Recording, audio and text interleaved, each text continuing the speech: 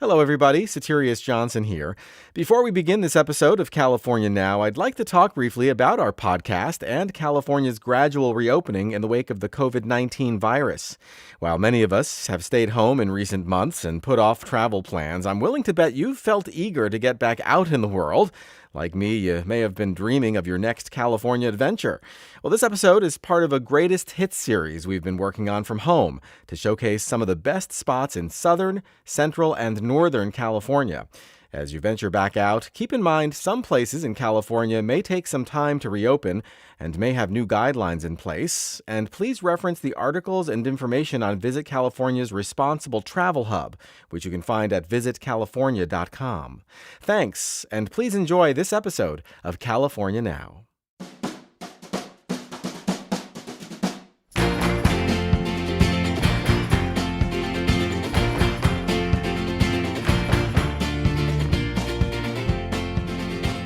Welcome to a special edition of California Now, a podcast produced by Visit California. I'm Soterios Johnson. In this episode, we're touring Northern California. We'll start with a bit of shopping in the San Francisco Bay Area, then head north with stops along the California Cheese Trail. After that, we'll sample some farm-to-fork dining in Sacramento.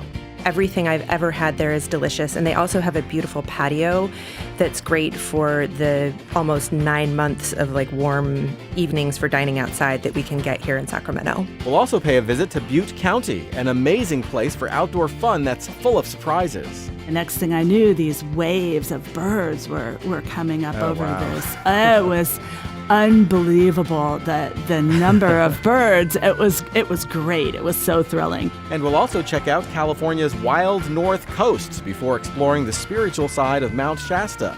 That's all coming up on California Now.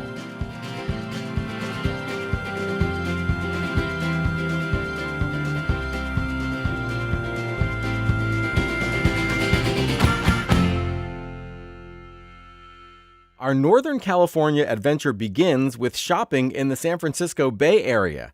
Whether you're in the market for some snappy new shoes, jewelry, or a gift for someone special, blogger Chan Coffman explains why this is a great place to enjoy some retail therapy. I asked her to tell us where she'd start in San Francisco. Oh, wow. There's so many amazing neighborhoods in San Francisco, and they're all so different. The first, I would say, is the Dog Patch, which is growing like crazy. But one of the first residents in the Dog Patch is Briar. The designer's name is Isabel Schofield, and she makes clogs. And all of her clogs are made in her San Francisco studio/warehouse, which was coincidentally an old former clog factory back in San Francisco's industrial era. Yeah, it's super cool. And so you kind of play around and try clogs on and figure out which style you like the best, and they'll custom make your own pair of clogs. What I love is that they're an all-female-run company. She's growing like crazy, and her clogs are insanely comfortable. Wow. So what else? What other places that we need to check out when we're in San Francisco? Pack Heights is amazing. Fillmore has always been an amazing shopping destination. There have been some newcomers in the last few years, including Frida Salvador, which is also another shoe company that I'm also equally obsessed with. I'm sensing a trend here with your shoe obsession. I love shoes. So Frida Salvador is made up of two women, Christina Nelson and Megan Pappy, and they started Frida Salvador in 2012.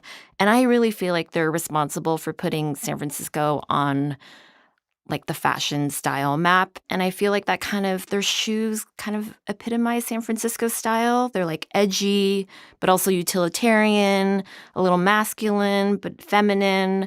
And if you walk around San Francisco, you will notice many women in San Francisco wear Frida Salvador shoes. They're so good.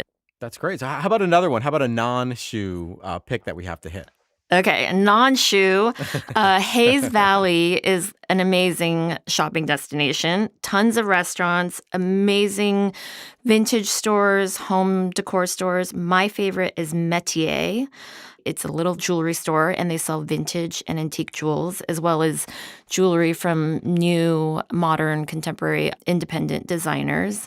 And you walk in and it's just like, it really is like walking into a little jewel box. The walls are all painted dark blue, and it's so beautiful, and really you can find something for everybody. All right, let's do the same thing now in the East Bay. Is there a distinctive, say, Berkeley or Oakland look? Yeah, there are amazing, amazing places to shop here in the East Bay. One of them is Temescal Alley, which is in Oakland. And it's this little alleyway that was apparently back in the day lined with stables for horses that pulled the town's trolleys. But now it's home to a bunch of independent shops and restaurants and artist spaces. And it's a pedestrian-only alleyway. And some of my favorite shops there are Esqueleto, which is also a jewelry store, vintage and modern. Dop City, which is a new shoe store, new shoe label.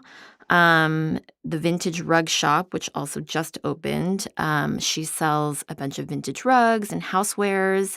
It's beautiful, beautiful inside. And then one of my favorites, and where I spend way too much money, is Crimson Horticulture Rarities.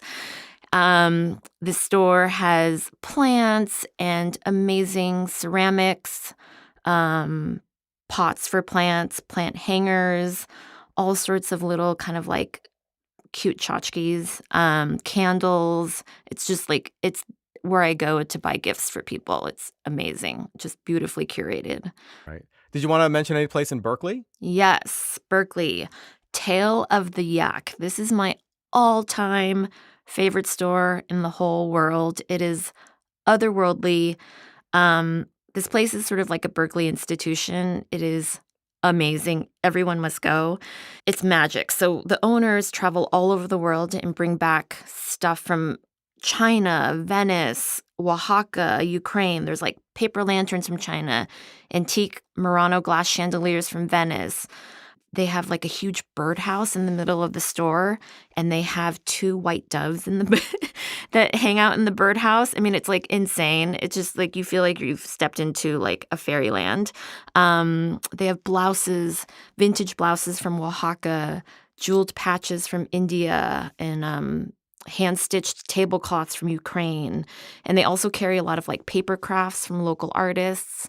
I mean, it's just like a visual explosion. It's a gem. It's actually very overwhelming because it's just so stunning. And there's just so much stuff in there in such a small space. But I mean, I could easily spend an hour in there. I mean, it's incredible.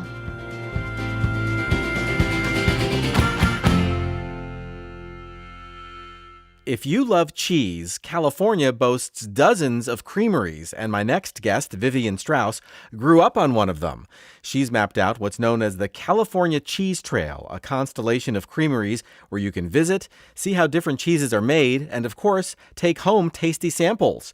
I asked where she'd head if she were starting her cheese tour just north of San Francisco in Marin County.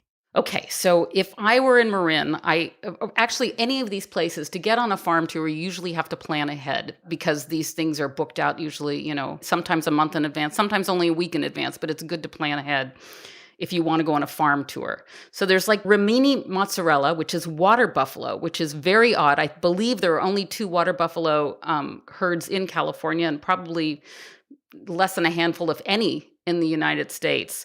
And if you go there, you not only get to taste the mozzarella, you hear the story, and then the cheesemaker, Audrey Hitchcock, will take you out with a brush and you get to brush the water buffalo. And this is one of my favorite things to do because if you brush them, their tails will curl and then they will actually collapse on the ground in ecstasy. And it's the most bizarre thing you have ever seen, but it is hilarious. So that's one of my favorite tours. Point Reyes Farmstead, which is nationwide, actually, their cheese. They were the first blue cheese in California. And they have Friday farm tours where you can go. They greet you with some ice cream, and then they take you into their barn, and they give you this whole array of cheese on a cheese platter, and you learn about cows. You see what they eat. That's another one I love. And then Cowgirl Creamery has a shop in Point Reyes where you can learn how cheese is actually made, watch the cheese making through the window, and you get to taste, of course, all their cheeses, and you can purchase cheeses there. And then there's Tamales Farmstead, which has a once-a-month tour on the first Sunday of every month. And they have goats and sheep and cheese there. And it's just like fun. You get to see the goats being milked or the sheep, whichever ones, and you get right up close and see it. It's really fun. All right, let's go even further east, up toward the mountains. What are some can't miss places for folks headed into the Sierra foothills? Well, one of the places I mentioned was Jollity Farms. That's the one that's near the Gold Country, and it's near Sutter Mill. And then there's Long Dream Farm, and that is an interesting story. That's, I believe they were a couple of stockbrokers. It's a couple with their children, and they decided they were going to give up New York City and go live in the country and buy some land and prove that you could make a living being a farmer. Now, I have no idea if they have succeeded, but they are making cheese and butter, and they go to the farmer's market every week, and they have a myriad of animals on that farm. That they have every type of animal, and they give farm tours. So and they know all their animals, and it's just kind of fun. Their dog will come out and greet you, and that's a cool thing to do. And then there's Orland Farmstead, which is a farm. He has only 25 cows. And, the bull will follow him around, and he met a cheesemaker, and she's now making cheese for him. And he heats his water in this huge kiln. I mean, nobody heats their water. Usually you get it from the city, but he actually heats his own water for the dairy by putting wood in this big kiln and heating water. So, people are doing interesting things. Yeah. I love the story of the couple, the former stockbrokers who decided to just leave the city and go out and go farm and make cheese. I mean, I love that idea. It's a dream that so many city folk have, and they're actually living it. Yes, it is. And I think it's probably great for their kids too. So oh yeah, they seem really, really, really happy, I have to say. Do you think there are any particular kinds of cheese that people tend to underrate or overlook? I mean, any that you'd recommend trying? Maybe give us one hard cheese and one soft cheese. Let's see. Okay, well, if you go to a hard cheese, I would say Vella Dry Jack, which you can get in the town of Sonoma, is really America's version of Parmesan. And that would be they rub it with cocoa and oil, I believe. And that is an interesting cheese if you're looking for a parm that's made in California. I would also try Cowgirl Red Hawk, which is an incredibly unique cheese. It can only be made in Point Reyes because cheeses are made by adding a culture to the milk. And in this cheese, it's actually the Cowgirl Creamery is only able to make this cheese in Point Reyes because the bacteria is in the air and is attracted when they wash the cheese itself with a brine. Huh. The culture is then attracted to it, and it creates a cheese that can be made nowhere else in the world. That's incredible. What does it taste like? It smells stinky and it doesn't taste stinky. It looks a little bit like a camembert or something, but it's not white on the outside. It's red or orange on the outside. That's really cool. We have to wrap up soon, but is there anything people need to know ahead of visiting a creamery? I think with wine, sometimes people worry that they have to get the etiquette or the terminology right before they go, and it's usually much more mellow and relaxing than that in reality. Is that the same with cheese? I would say the things you need to know is just book ahead, check on the website, see where you're going to go. And I would say wear shoes that you don't care about them getting mussed up. You definitely do not dress up for a cheese tour. So, especially a farm tour anyway, just enjoy yourself. Wear layers if it's on the coast, and, have fun, be open, taste things, don't be afraid.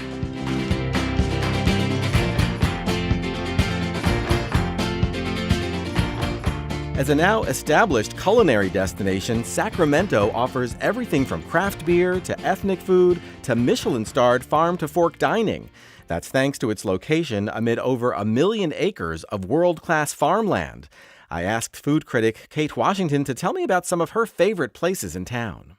3 that I would recommend would be Mulvaney's, which is run by Patrick and Bobbin Mulvaney. They are kind of real stars of the local food scene. They've also nurtured a lot of other chefs. They do an incredible pork chop. It's the restaurant is charmingly in a historic firehouse, a brick firehouse. And if any of your listeners saw Lady Bird, that firehouse used to house New Helvetia Coffee, which was a Midtown favorite going way back, and it's where Lady Bird was supposed to work at the coffee shop. But now it houses Mulvaney's, and it's a really friendly, a little bit quirky, accessible to everybody. Everything I've ever had there is delicious. And they also have a beautiful patio that's great for the almost 9 months of like warm evenings for dining outside that we can get here in Sacramento.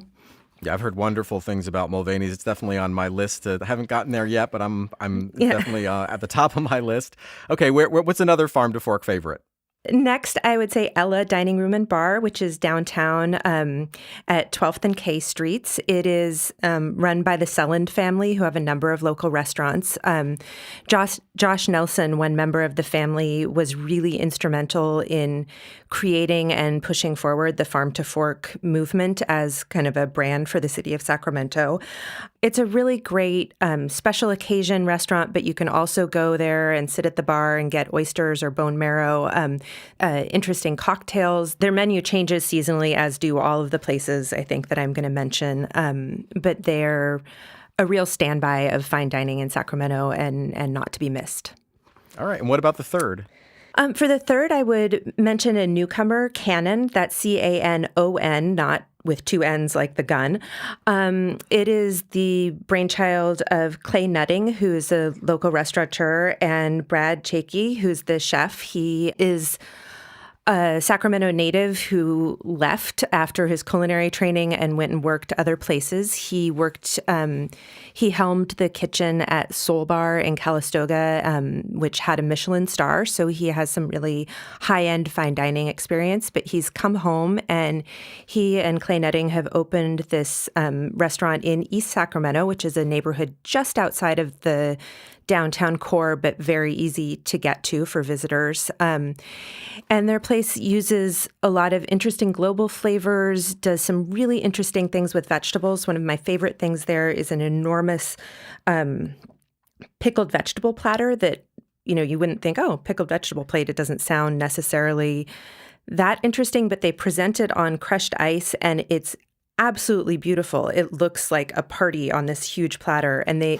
change up what the vegetables are seasonally, but it's visually stunning.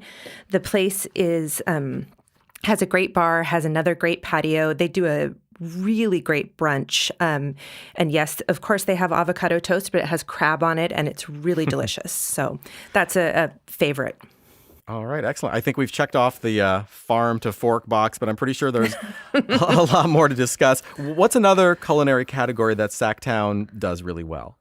Sacramento has a hugely diverse immigrant community, and those communities have brought their flavors and all of their amazing cuisines to Sacramento, and we have an incredible, thriving Vietnamese cooking scene, Mexican, of course. There's great Korean restaurants, and kind of a newer trend is a blossoming of Middle Eastern and halal restaurants.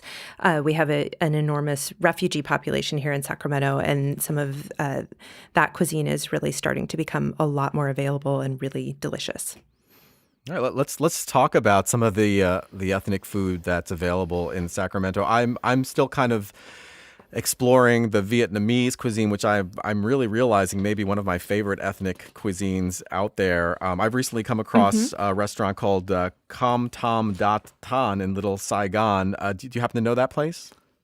I do. I reviewed it not too long ago. The broken rice plates place. Yes. Yeah. Yes, They've got loved it. amazing dishes. And I think for, travelers who are up for a little travel outside of the downtown core, driving down Stockton Boulevard, which is the heart of the Little Saigon neighborhood, and just stopping in at some of the markets, at some of the restaurants, checking out what's out there is such a great way to spend a few hours in Sacramento. And it gives you a side of Sacramento that many casual visitors might not see, but is a really thriving part of the city and of the culture. You mentioned halal earlier, and so what can people find here? And is it mostly cuisine from a certain country or a certain part of the Middle East, or what are the highlights of the halal cuisine? Right. There are a number of different options, I guess. In Sacramento, there are strong refugee communities from Afghanistan and Iraq, as well as other areas of the broader Middle East. But I'm really excited about some of the more Iraqi leaning restaurants. A lot of the restaurants that are opening that are Middle Eastern are kind of pan Middle Eastern. They don't claim one particular identity, but if you start asking a few questions, you can find out, what their real specialties are. So one, Fulton Avenue, which is a little bit in the eastern fringe of the city, has a lot of these restaurants. One I really loved is Mediterranean Kitchen and Bakery, which is a very simple name, but they are turning out breads as you go in there. They have a huge bakery. They do like a lamajun, a flatbread topped with ground lamb that is fantastic. They also do these crescent-shaped kind of pillowy Iraqi breads called samoon that are delicious, but it's just a great place to sit down and have a meal. A great thing for a visitor to do, one of the real strengths of Sacramento that is not culinary is our riverside parks along the American River. And there's a big, beautiful bike trail. And if you're out that way and wanting to have a picnic by the river, I really recommend stopping off at a place called Babylon City Market, which is near some of the parks that are along the river. They have amazing lamb shanks. They have great kebabs, and they also have a lot of the fresh breads. Just a really delicious and maybe a little different way to get a great picnic and a Sacramento experience that's maybe a little off the beaten track.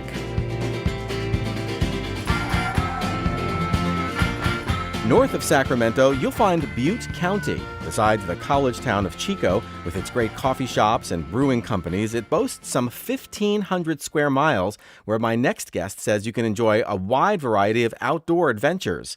Author Tracy Salcido says a particular feature you won't want to miss in Butte County is the Feather River. Well, yeah, the Feather River runs through it, and it's spectacular. There are many, many sites along the Feather that you can go, and you can do birding, you can do hiking, swimming holes, things like that. One of the things that I think about, it's called Feather Falls, and it's a 400-foot waterfall that falls into Lake Oroville.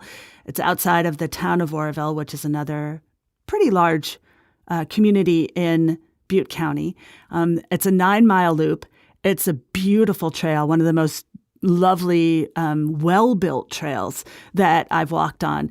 Another place that is spectacular is North Table Mountain Ecological Reserve. There's a 2.5-mile hike to a place called Hollow Falls up there. But what's even more spectacular, it's a mesa top that overlooks the northern Sacramento Valley, and it's known for its super blooms. So when Northern California gets a really great rainfall, winter, the mesa top blooms. Okay, and where do we go next? Well, we're going to head north from Chico, and we're going to head up Highway 32, which follows Deer Creek. And Deer Creek is one of the major drainages in that region. And there are trails along there that lead along the creek, number one, but also to waterfalls along the creek. So as you're driving north from Chico toward Lassen Volcanic National Park, you can pull over by the side of the road, place called Lower Deer Creek. There's a trailhead there, and wander on down the creek to a beautiful series of cascades. You can wander down to the river. There is a place called, I believe it's called Big Maple, where there's a pool, and you can hang out by the pool under a big maple and have your lunch there before you come on back. Sounds great. Where next? Where next? Well, let's go to Gray Lodge. Gray Lodge is a wildlife area that's on the border of Sutter County and Butte County, kind of in the south part of the area. And it's a spectacular birding site. It has a driving and walking trails, and one of the trails has blinds on it that overlook ponds. And in those ponds, you're going to see every possible kind of bird that you could imagine. There was one time I was walking there and I walked out on a boardwalk and I was trying to sneak up because the whole pond was covered with ducks and sandhill cranes and swans, and I just wasn't quiet enough. And the next thing I knew, these waves of birds were coming up over this. It was unbelievable, the number of birds. It was great. It was so thrilling. That sounds amazing. And it's really close to the Sutter Buttes, which is actually in Sutter County, a little bit south. But that little volcanic range is iconic in that area and is also well worth exploring. Are there opportunities to learn about the Native American history of the area? There are. In the Sutter Buttes, which is actually a private property, there's an organization called Middle Mountain Interpretive Hikes, and they offer guided hikes in that Sutter Butte range. And these hikes take place between October and May, and there are various themes and ranges of difficulty. But one of them is a sacred way, and it's led by a Native American, and it's an incredible experience to walk with him and explore the Sutter Buttes off trail and go to places that you wouldn't see because you wouldn't know they were there. Grandmother trees and, old fences, old stonework fences. And he talks a lot about what that particular mountain range, that volcanic range, means to the local Maidu, as well as just the broader awareness of the fact that there were people here before we were, and they walked in the same places that we walk. It's great to look at the landscape through his eyes, understand what an acorn means to the landscape and to the people, what an oak means. That sounds amazing. You mentioned a grandmother tree. What's a grandmother tree? A grandmother tree is, you can find them kind of all over the place, but they're really, really old trees. So in the Sutter Buttes and in any forest, there are trees that have been around long enough that you can just feel their weight. One of the things that the fellow that I hiked with pointed out was there's a tree where the grandmother's limbs have reached out, and she's old enough and she's been around long enough that now she reaches down and she touches the ground. So you walk kind of into the arch under her arms, as it were. And it's a pretty profound experience to stand next to something that old and that grand. Yeah. They seem wise. And to be able to visit that area with a Native American guide who knows the history, going back hundreds and hundreds of years, that's just, you can't top that. No, you really can't. At the end of the hike, he had us all sit quietly. And there's, most people are kind of impatient, right? And he pushed us to sit longer. And it was really an incredible experience to just be there and be quiet. My next guest says road tripping up the coast of Northern California could be your ideal getaway if you want to experience redwoods, canoeing, and lots of ultra-fresh seafood. Travel blogger Jessica Wright kicked off her wild North Coast adventure in the small community of Mendocino on Highway 1. That part of California is a really rugged landscape as far as like these pastoral lands that hit the coast with really high cliffs. And then there's these little kind of inlets that you can pop into. And Mendocino is somewhere that I really love, mostly because you just feel really at peace there. There's something, I don't know, the light fog in the morning that lifts by lunch, and then you have like blue skies, especially during the months of September and October. And there's just a real connection with nature there. And you're finding just opportunities to be outside. And some of those for me look like going to Russian Gulch State Park, where you can go hike along the coast and see these just crystal clear turquoise waters that lap up against the beach. Or you can also take outrigger canoes with this company called Catch a Canoe up the Big River estuary and get really close to wildlife like harbor seals and river otters and birds. And then all of that, you can also still experience great dining, which for me is a big plus in Northern California. Oh, yeah. So tell us a little bit about the places you stayed. Where did you eat? Give us a flavor of your stay.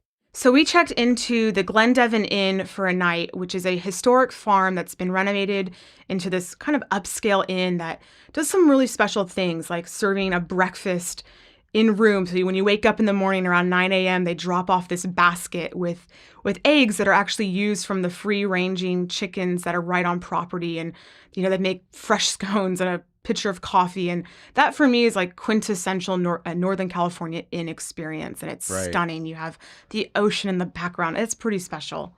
And then in town in Mendocino, 2 restaurants that I really love is Flow, and that's upstairs, and you have great ocean views from there. They make some killer fish tacos. And then Café Beaujolais, which is a higher end experience. French cuisine, they have like a great seafood linguine dish. And then I had a wonderful steak tartare that night.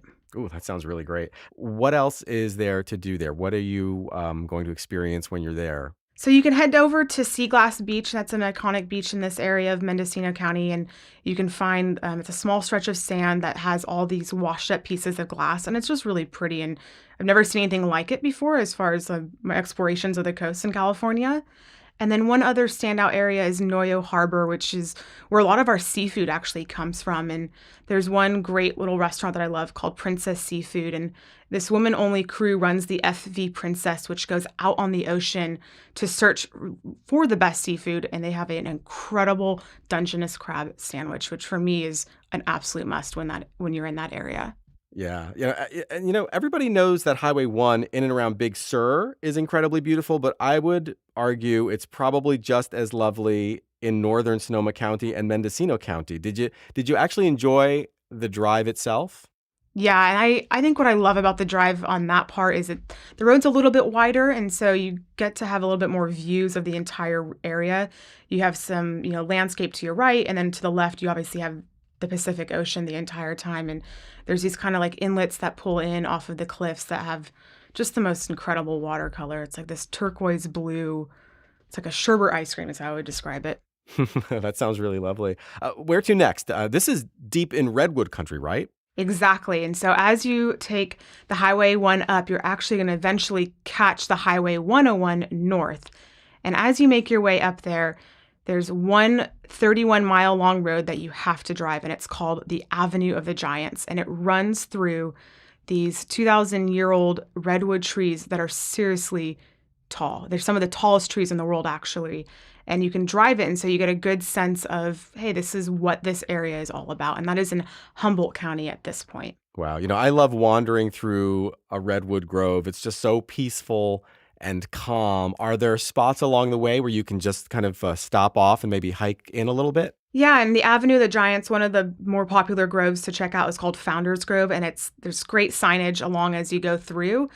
And you can pull off, park your car, and go for a really just serene walk. And, most of the trails are flat, so it's really family friendly. Did you get any good photographs of these massive trees? I did. Yeah, it's quite challenging to capture them because they're so tall. So you find yourself kind of sitting on the pavement, pointing your camera straight up, and you still can't see the tops of these redwoods. I think it's always good to have like a point of reference too. Like if you can get like your travel companion to be next to the trunk just to get a sense of the scale of it. It's almost hard to comprehend. Yes. Yeah. And I took one photo where I look very, very much like an ant compared to the redwoods. That's really cool. So where did you go next? After that, we stopped into the town of Eureka.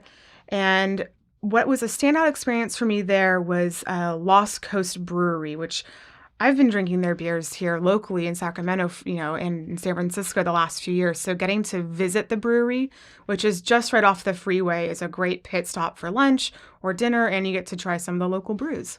That's always a nice part of the trip, right? Absolutely. Yeah, a nice refill.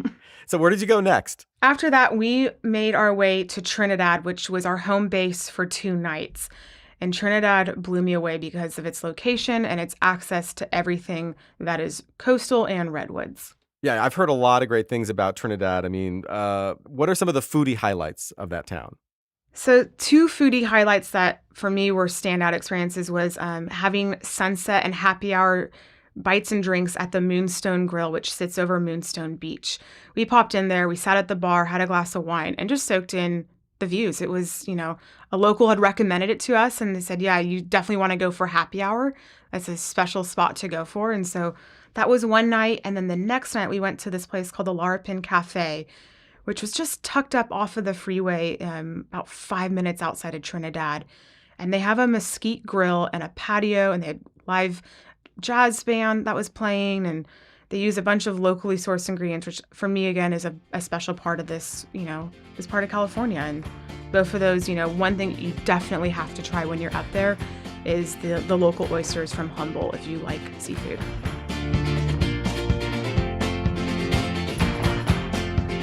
Mount Shasta in Siskiyou County is among the tallest in California. And besides being a picturesque playground for all sorts of outdoor activities, many visitors go there for a kind of spiritual reset. Andrew Ozer has been leading Mount Shasta retreats for decades, and he likes to describe it as a 14,000-foot mirror that reflects back the deepest truth in your heart. So everybody who comes here experiences that reflection. They feel something deep inside, and they interpret it according to whatever beliefs they're carrying with them. It kind of speaks to your own inner spirituality, no matter what it is. Very much so. The name Shasta comes from a Russian word shastya, which means happiness. And some of my Russian clients have said it's not just normal happiness. It means like eternal happiness or pure happiness.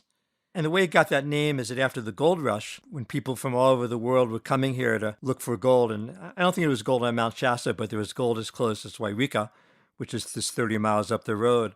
So some of the people who came looking for the gold were Russians, and they saw the mountain, they felt this energy, the energy I've been talking about, and they said, Shastia, and I feel this incredible happiness. And so that name became slightly anglicized, and it became Mount Shasta.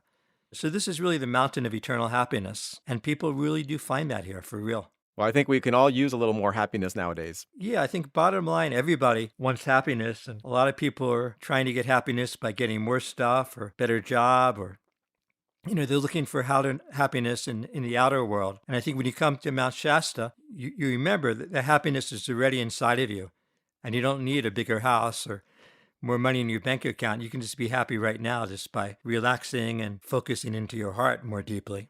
It almost sounds like, for many people, a journey to Mount Shasta is almost like a pilgrimage. Is that kind of a fair assessment? I'd say very much so. I mean, it's a place you can go where you can really come home to yourself. It's a place you can come where you can just release all the cares of the world, all the stresses and pain you may have accumulated, and just come back to your original true nature, which to me is peace and goodness and innocence.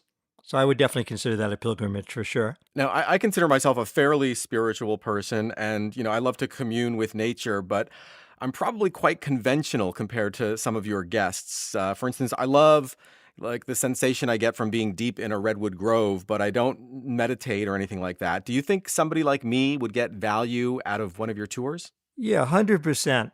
I mean, first of all, we'd be visiting incredibly beautiful places.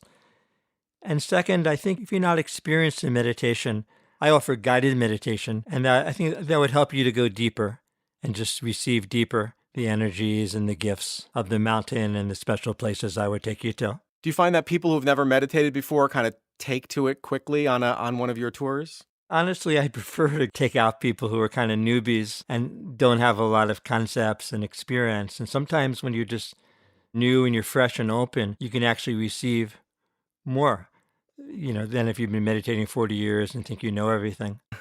I'd love to get a sense of a few of the different tours that you offer so we can give listeners a sense of what to expect. Can you explain some of the differences and share some of the details? I can walk you through a typical tour. So I often like to start with a waterfall. There's a kind of off the beaten track waterfall I love that I feel is a great place for the reset we just talked about a moment ago. It's a place where it's very cleansing. The energy of the falls is very strong, and I like to do a Hawaiian prayer there.